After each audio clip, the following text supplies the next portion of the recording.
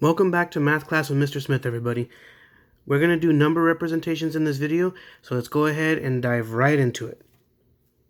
In 4th grade, students are expected to write out large numbers up to 1 billion in various formats. It's only 4 of them, but they can be tricky for the students, so let's go ahead and see what these 4 formats are.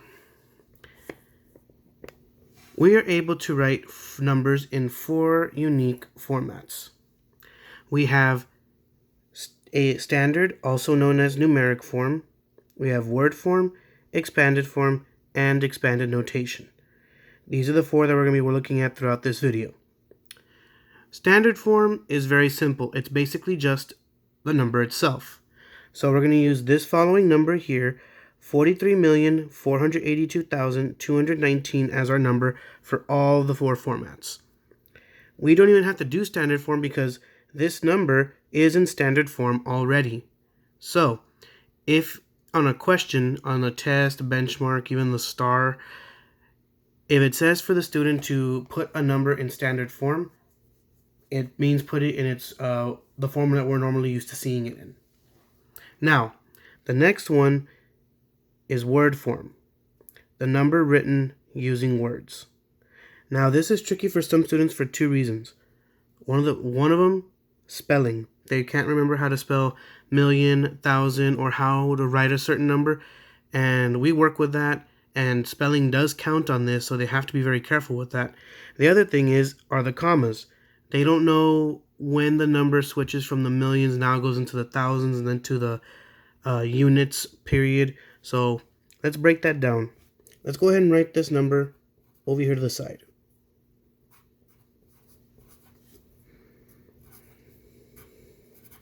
And there it is. Do you see these commas?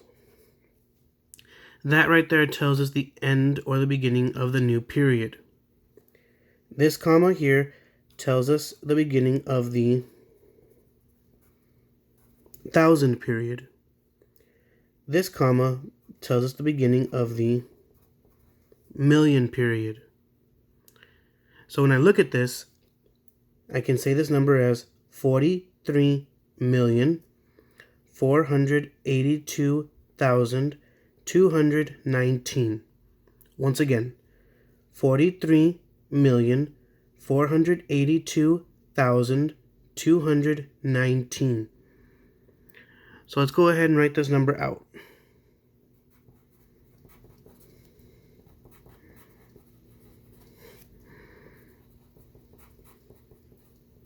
There's 43 million, and I know it's million because the comma's right there. And to make it easier for myself, I'm going to put a comma right here for it. 43 million.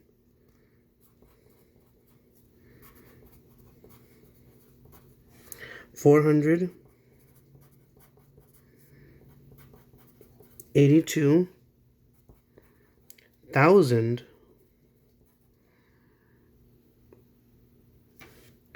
Once again, comma.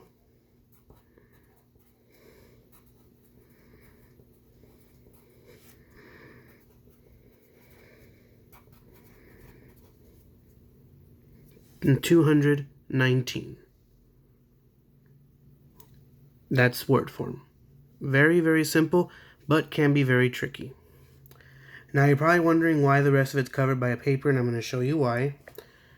This is my second attempt at this video because your genius of a teacher wrote the word form on the wrong side.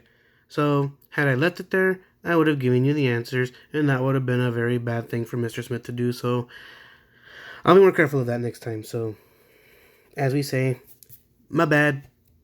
So, now we got that corrected. Expanded form. Expanded form is the sum of each digit's place value.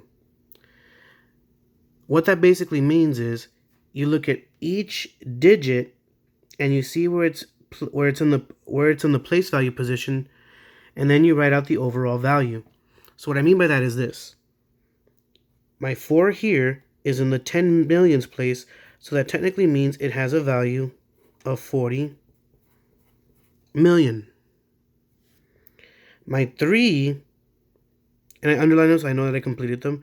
My 3 is in the 1 millionths place, so that means I would add it to 40 million with, but the 3 has an original value of 3 million. My next 4 is in the 100,000s place. I don't know why I put a comma there. So that means I'm going to add 400,000. The 8 is in the 10,000s place.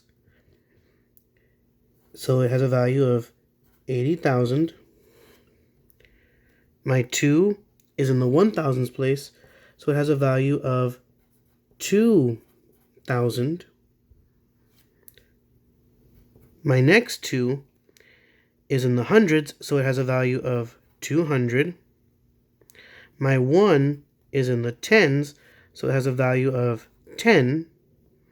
And my 9 is in the ones, so that gives me a value of 9. So if I added those all together, it would give me 43,482,219. And this is what I call, or what math calls, the expanded form. I sometimes call this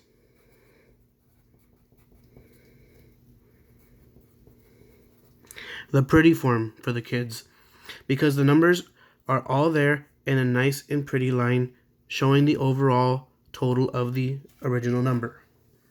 Now the next form has a not so nice name, and you're going to understand why. The next part of all this, and let me just move some things out of the way to make some room. There we go. Is expanded notation. This is a more specific version of expanded form, and I'm just going to go ahead and get it out of the way. I call this the ugly form because it looks very ugly and confusing if you do not know how to use it.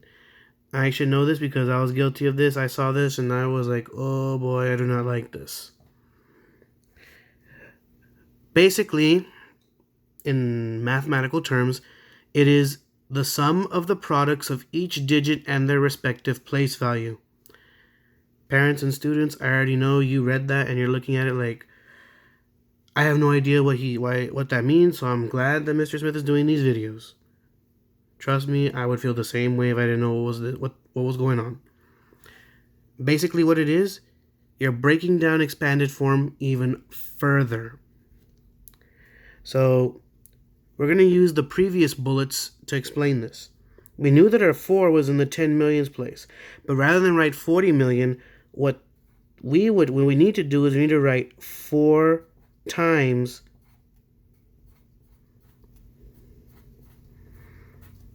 10 million. Since the 3 is in the 1 millions, we would write 3 times 1 million. Since this 4 is in the 100,000s, it'd be 4 times